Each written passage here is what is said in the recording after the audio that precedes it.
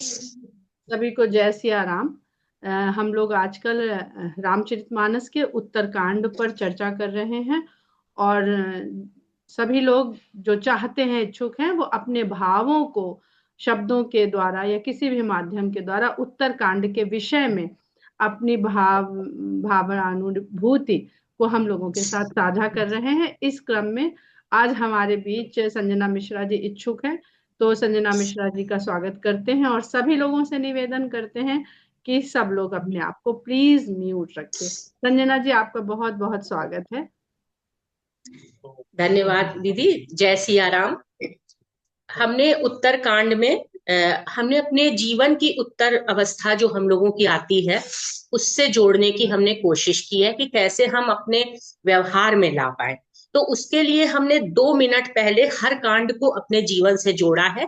वो रेफरेंस के लिए केवल हम पढ़ेंगे सारे कांड का, बाकी डिटेल में उसे पढ़ेंगे। जैसे कि बाल कांड, जैसे कि हमारा बचपन निश्चल निर्भीक विकार रहित, माता पिता और गुरु की छत्र छाया सर्वश्रेष्ठ निवास स्थान, अध्ययन करना, कौशल सीखना, सही के गलत में भेद समझना, संस्कारों का निर्माण। उसी तरह से बाल कांड। अयोध्या कांड, बचपन के सत्कर्म और विवेक आगे के जीवन को अच्छा बनाते हैं। उसके बाद हम सांसारिक बंधन में बंधते हैं, विवाह होता है, हम रिश्तों की गणित में उलझते हैं, माता पिता की अपेक्षाओं पे खरे उतरने का प्रयास करते हैं, उनका हाथ और साथ दोनों छोड़कर श्री राम की भांति अपने जीवन के कर्तव्य का निर्वहन करना ही यौवनावस्था को हमारी श्रेष्ठ बनाता है। अरण्य कांड, लक्ष्य घर के द्वार के बाहर नहीं प्राप्त होता, वन की भांति हमें जीवन के अनजाने और दुर्गम रास्तों पर चलना पड़ता है, परंतु इसमें भी रोमांच का अनुभव होता है। मार्ग में संत जन मिलते हैं, उनकी सीखें सीखते हैं, और राक्षस जैसे दुष्कर्मी मिलते हैं, उनसे लड़ना भी पड़ता है। स्वर्ण मृग रूपी माया मोह के लालच में हमारे पड़ने से हमारे जीवन में भी समस्याएं आती हैं, उनका भी हमें सामना करना होता है। रास्ते में जैसे उनको हड्डियां दिखी थी, तो हमें अपने से भी ज्यादा जीवन में जब हम रास्तों में भटकते हैं तो हमें दुखी लोग दिखाई देते हैं और हमारे अंदर करुणा का भाव जागृत होता है। किष्किंधा कांड, जब अपनी खोई हुई शक्ति को हम वापस ढूंढते हैं तो मार्ग की छोटी छोटी वस्तुएं भी हमारे लिए जीवन में महत्वपूर्ण हो जाती हैं। कुछ ऐसे लोग भी मिलते हैं, जैसे श्री रामचंद्र जी को वानर रीछ मिले थे, जो भले ही हमारे जैसे ना हो, परंतु वे अपनों से अधिक प्रेम भी करते हैं और हमारी सहायता भी करते हैं। तब हम ईश्वर के प्रति कृतज्ञता का भाव रखते हैं, जो हमारे भीतर अहंकार को पिघलाता है और प्रेम तथा सौहार्द जैसे भाव जन्म लेते हैं। ऐसे समय पे बने रिश्ते जो हमारे कठिन समय में बनते हैं, हमारे जीवन में भले उनसे रक्त संबंध ना हो पर वो अटूट होते हैं। सुंदरकांड, शक्ति को प्राप्त करने के लिए स्वयं की शक्तियों के प्रति जागरूक होना, जैसे कि हनुमान जी थे। गहन निरीक्षण शक्ति, बुद्धि, विवेक, एकाग्रता जैसे गुण ही हमारे कर्मों को सुंदर बनाते हैं तथा हम शत्रुओं की थाह को हाँप सकते हैं। लंका कांड, परंतु यदि हमारी शक्ति अहंकार, मद, लोभ, व्याभिचारिता जैसे राक्षसों की कैद में आ जाए हमारी शक्ति, तो युद्ध तो हमें करना ही पड़ेगा। ये सत्य और असत्य के मध्य होने वाला युद्ध है। ये सत्य और असत्य हमारा अपना सत्य और असत्य है। यदि हम सही और गलत में भेद अब तक जान चुके हैं तो शत्रु कितना भी बलशाली हो, परंतु मौन रख के अपनी आंतरिक शक्ति से युद्ध तो हमें लड़ना ही पड़ेगा, क्योंकि सत्य को कोई पराजित नहीं कर सकता है। अब हम आते हैं उत्तरकांड पे, जिसमें लगभग हम सब हैं इसी अवस्था में। अब जीवन का अंतिम पड़ाव आया। ये आकलन, मूल्यांकन और निष्कर्ष का पड़ाव है। जिस तरीके से उत्तरकांड, जीवन की पिछली 6 सीढ़ियां, ये 6 कांड तो क्रिया प्रतिक्रिया स्वरूप थे, परंतु इस जीवन की उत्तरावस्था यानी कि ये ठहराव की अवस्था है, जहां हम शून्य से शिखर पर पहुंचे हैं और पहुंचकर देखा है कि हमें जीवन पुनः आरंभ करना है। जो अब तक साथ थे उन्हें हमें विदा भी करना है। वो चाहे जितने हमारे जीवन में प्रिय हो, जैसे श्री राम ने हनुमान और निषाद को विदा किया, क्योंकि उनके जीवन के अन्य प्रयोजन भी हैं। उनसे हम उनको अपनी मोह में हम बांध नहीं सकते हैं। हो सकता है कि हमारे अपने बहुत प्रिय का साथ भी छूट जाए, जैसे राम और सीता का अलग होना, सब कुछ पाकर फिर खाली हाथ हो जाना, ये जानना कि इस शून्य को हर व्यक्ति को अकेले ही इसको भरना होता है, तभी शिखर की उत्कृष्ट अवस्था को हम पा पाते हैं। हमारे जीवन में बहुत से प्रश्न आते हैं, परंतु उन सबके उत्तर जब प्राप्त होते हैं, हमें जीवन की इस अवस्था में, जैसे हमें बहुत से उत्तर पिछले जो हैं वो उत्तरकांड में समझ में आए। जैसे इनको कुछ उदाहरणों से समझते हैं, जैसे शिव जी का चंदन और कुल्हाड़ी उदाहरण देना। यदि चंदन की भांति हम अपने स्वभाव में रहे तो डर किस बात का। यदि हम प्रभाव और अभाव में रहे तो कुल्हाड़ी ही हमारे दुखों का कारण बनती है और हम अपनी स्वयं की सुगंध को नहीं पहचान पाते हैं। सती को बालकांड में श्री राम के ब्रह्म स्वरूप को परखती हैं, वही श्री राम के गुण सुनकर उत्तरकांड में जन्म मृत्यु का हरण करने वाला मानती हैं। अतः जो हमारी आशंकाएं और संशय होते हैं वो हमारी इस उत्तर अवस्था में आते आते उनमें स्पष्टता आ जाती है। जयंत का कौवे का रूप धरना और काकभुशुंडी जी का भी कौवे के रूप में शाप मिलकर कौवे के रूप में आना, यानी हमारा कैसा भी रूप रंग हो, पर हमें उससे हमारा कैसा भी रूप रंग हो, परंतु हमारा स्थान हमारे कर्मों से निश्चित होता है। एक कौवे का रूप धरकर शक्ति परख रहा है और स्वयं अपना दुर्भाग्य लिख रहा है। दूसरा कौवे का रूप धरकर सगुण भक्ति को जानना चाह रहा है और वो स्वयं को समर्पित कर रहा है। जीवन की उत्तरावस्था में हम उत्कृष्टता या निकृष्टता में से किस सरोवर में डुबकी लगाएंगे, ये हमारे ऊपर निर्भर होता है। भले ही हमारी जिज्ञासा जानने की प्रक्रिया में लोमश ऋषि जैसे लोगों का हमें शाप भी मिले, पर अगर हम सत्य को जानना चाहते हैं जीवन में, तो उससे भी हमें मुक्ति ही मिलती। काकभुशुंडी जी के निवास स्थान का वर्णन, जो कि सुमेरु पर्वत है, किया गया है। जैसा कि एक बार विनीता दी ने हम लोग को बताया था कि हमारा मस्तिष्क ही जो है वो सुमेरु पर्वत हो जाता है। जब इंगला पिंगला नाड़ी के संतुलन से सुषुम्ना में सकारात्मक ऊर्जा संचारित होती है तो मस्तिष्क हमारा सुमेरु पर्वत बनता है। और वहां पर रामचरितमानस में बरगद, पीपल और आम 3 वृक्षों का उल्लेख है। जैसे कि हमारे मस्तिष्क के 3 भाग हैं, प्रमस्तिष्क सेरिबेलम, अनुमस्तिष्क सेरिबेलम और मस्तिष्क स्तंभ ब्रेन स्टेम। इन तीनों से ही हमारे भीतर भाव, सीखना, समझना, ज्ञान, शांति और मानसिक ऊर्जा हमें प्राप्त होती है। जैसे पीपल के नीचे जप यज्ञ, आम की छाया में मानसिक अध्यात्म और बरगद के नीचे कथा प्रसंग की प्राप्ति होती है। हमारे जीवन की गति का सही ढंग से और श्वास की गति का सही ढंग से तभी संचालन होता है। मणियों वाली सीढ़ियों का भी वर्णन है, जो हमारे मस्तिष्क के भीतर अरबों न्यूरॉन्स के रूप में है, जो हमें सही सूचनाएं देती हैं। जब हमें सही जीवन में सही अपनी इंद्रियों के माध्यम से सही सूचना हम प्राप्त करते हैं, तो तब हम ज्ञान, विज्ञान और वैराग्य के सरोवर में काकभुशुंडी जैसे हम भी निवास कर पाते हैं। अतः स्थूल रूप में कौवा हो, बंदर हो, मानव हो, परंतु सूक्ष्म रूप में सब एक है और सबका मुक्ति का मार्ग में एक ही जगह हम पहुंचते हैं।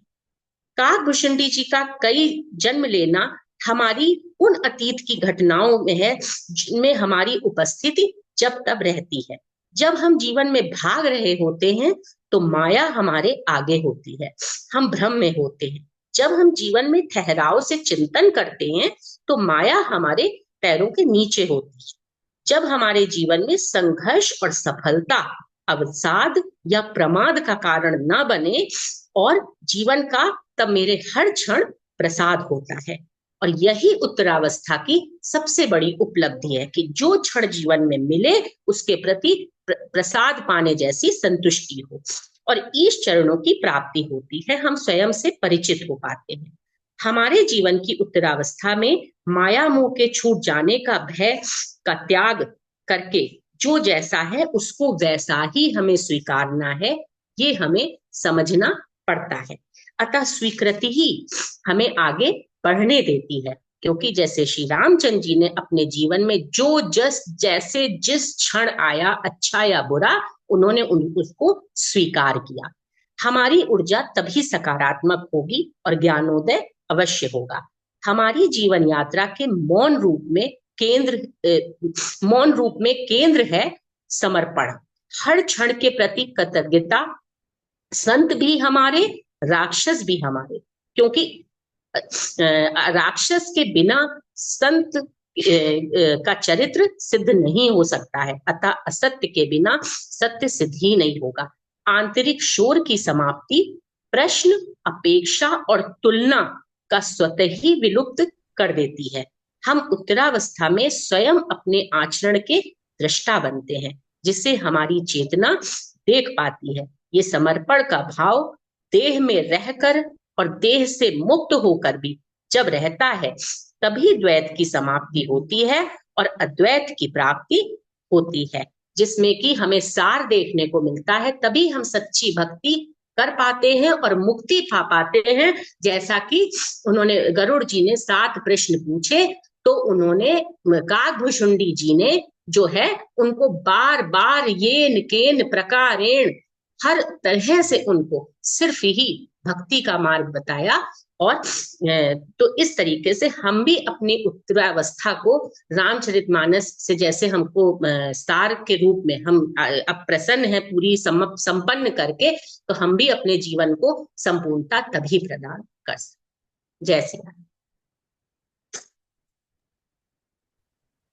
बहुत सुंदर आपने लिखा है, बहुत अच्छा, बहुत सुंदर, बहुत सुंदर। धन्यवाद। पूरा कार्यक्रम में बता के इतना अच्छा आपने शोधन किया, बहुत ही अच्छा बताया, बहुत सुंदर, इतना अच्छा कनेक्ट किया है आपने। बहुत एकदम एक्सीलेंट, पूरी एक्चुअली क्या हुआ है आपने। कि हम किसी को कल बता रहे थे कि हम एक्चुअली क्या होता है कि अब हम इस अवस्था में पहुंच के हम सबको ये आना चाहिए कि हम क्या मिल सकता है और क्या नहीं मिल सकता है। जो नहीं मिल सकता है वो नहीं मिला।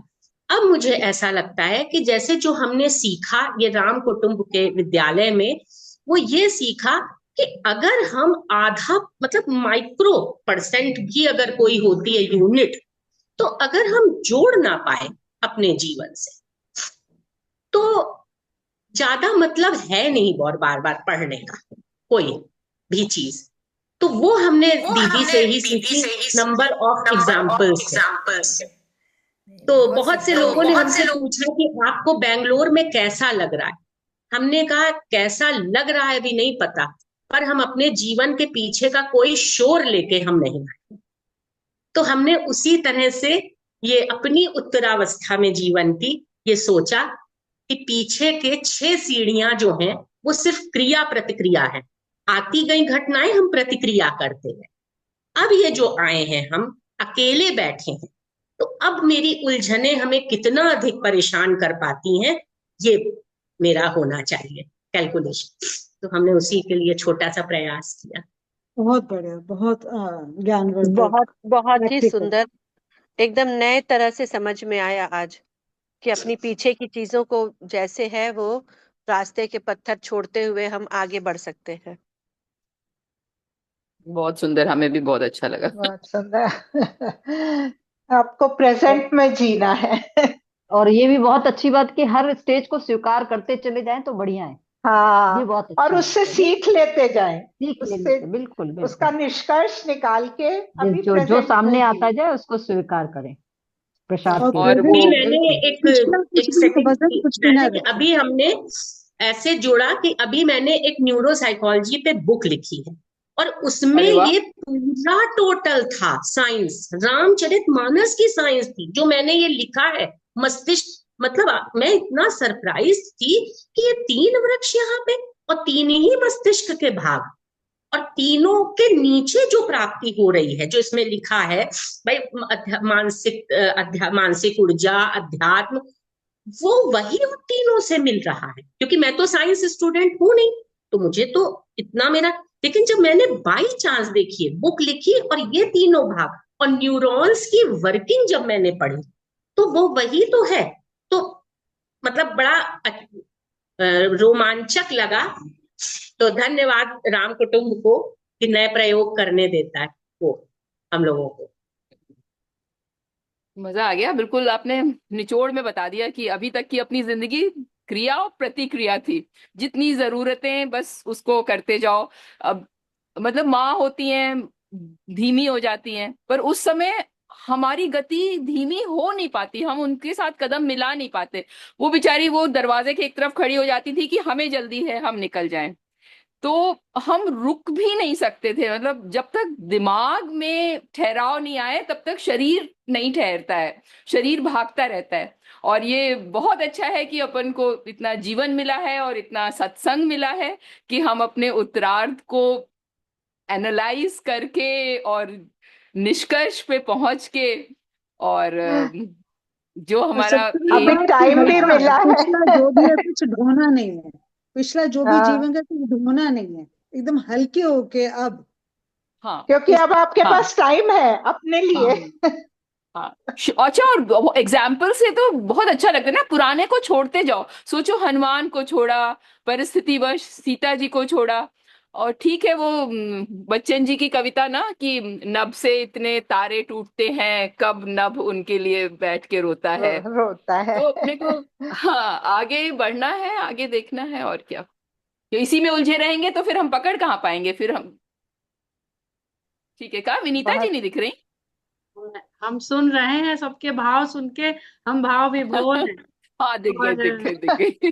बिल्कुल इतना अद्भुत था संजना, नहीं, अद्भुत। देखिए, आप छोड़िए और अथवा ना छोड़िए, आप सब कुछ हमसे बड़े ही हैं अधिकतर, लेकिन ये छोड़ें हम और अथवा ना छोड़ें, अकेले बैठे रहें। अब ये हम पर है कि जो जाने वाला गया है उसको लेके हम रो रहे हैं या इसमें प्रसन्न है कि ठीक है वो चला गया है, कोई बात नहीं है।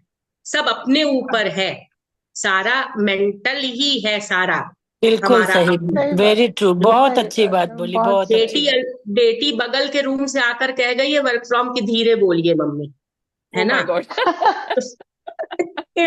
कोई बात नहीं, तो ये हमें स्वीकार करना पड़ेगा, वो अपने सही ऊपर है। बात है। कोई मेरे लिए नहीं रुकता है, हम नहीं रुके कोई तो नहीं कोई रुक, नहीं रुकता। हाँ, कोई कोई रुकता किसी के नहीं लिए है। नहीं रुकता है। हाँ, लाइफ इज कोई नहीं सफरिंग, रुकता है किसी जीवन के में लाइफ इज। चलता ही रहता है, पहिया है वो। आपने एक बात ये भी बताई कि सबके केंद्र में समर्पण ही है, ये बहुत बड़ी चीज है। समर्पण रहे तो फिर कोई समस्या ही ना रहे, जो जैसा है उसके प्रति। गीता सही जी बोल रही हैं। इसमें अनुभव भी बहुत देता है, जैसे जैसे हमारी उम्र बढ़ती है ना, ये सब अनुभव आता है। आजकल बच्चे में नहीं है, हम लोग सोचते हैं उसके में ये क्यों नहीं बुद्धि है जो मेरे में है। अरे हम हो गए हैं, हमारी अनुभव हो गई है। लेकिन आपने जो हर कांड का, हर जीवन के एक एक उससे बताया ना, ये बहुत अच्छा लगा कि उत्तरकांड वाकई में अब हम लोग उत्तरार्ध में है। बहुत ही बहुत बहुत धन्यवाद।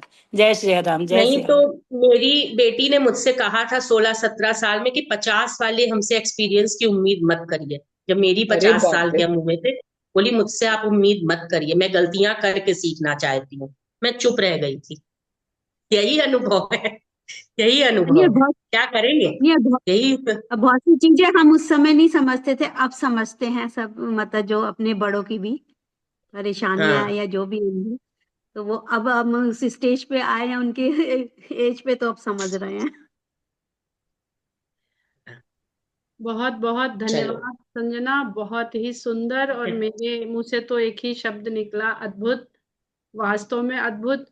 और बिल्कुल यही उद्देश्य है राम कुटुंब का या हम लोगों का, कि अगर हम मानस का पाठ कर रहे हैं, जो संजना जी ने कहा कि अगर कोई माइक्रो यूनिट भी होता है, वो भी अगर हम अपने में आत्मसात नहीं कर पाए, तो फिर खाली पाठ करने का कोई सार्थकता नहीं है, औचित्य नहीं है। हीरा जन्म अमूल था, कौड़ी बदले जाए वाली ही बात फिर रहती है। तो पॉइंट तो हमने बहुत सारे संजना नोट करे हैं अपने लिए भी, कुछ आपसे बाद में डिस्कस करने के लिए भी।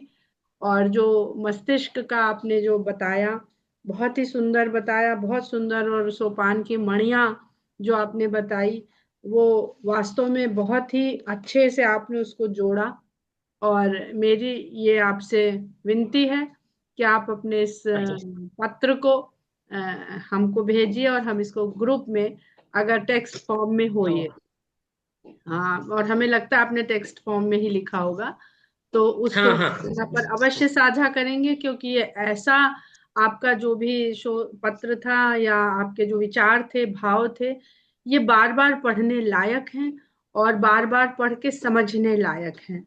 तो अन्य लोग भी जो बोल चुके हैं, या उनसे भी मेरा निवेदन है कि आप लोग भी हमें भेजते जाइए। और व्हाट्सएप पर जिन्होंने टेक्स्ट में लिखा हो, अगर हैंड राइटिंग पेपर पे लिखा है तो प्लीज ना भेजिएगा, क्योंकि वो पढ़ने में बड़ी असुविधा होती है। कोई किसी से आप लिखवा सकते हो तो लिखवा लीजिए। तो इसमें हम शेयर करेंगे राम कुटुंब में, तो वो हमेशा हमेशा के लिए हम लोगों के पास, जो लोग सेव करना चाहेंगे वो अपने पास कहीं सेव भी कर सकते हैं। और इसमें भी आपको सर्च करने से, जब भी आप उसमें संजना अगर अपना नाम पीछे डाल देंगे, तो अगर संजना लिख के आप सर्च करेंगे, तो वो आपको ऊपर से कहीं से भी वो आपको पूरा दिख जाया करेगा। और वास्तव में आपका जो भी आज का वक्तव्य था, वो ऐसा था कि वो हमको अपने पास सुरक्षित करके रखना चाहिए। तो कोई शब्द नहीं है।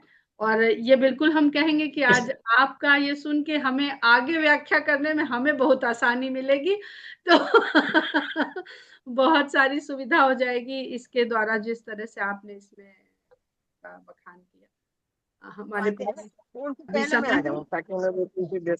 जो लोग भी संजना से कुछ और पूछना चाहते हैं उनके इस संबंध में, तो अवश्य पूछें, प्रश्न करिए, प्लीज प्रश्न करिएगा।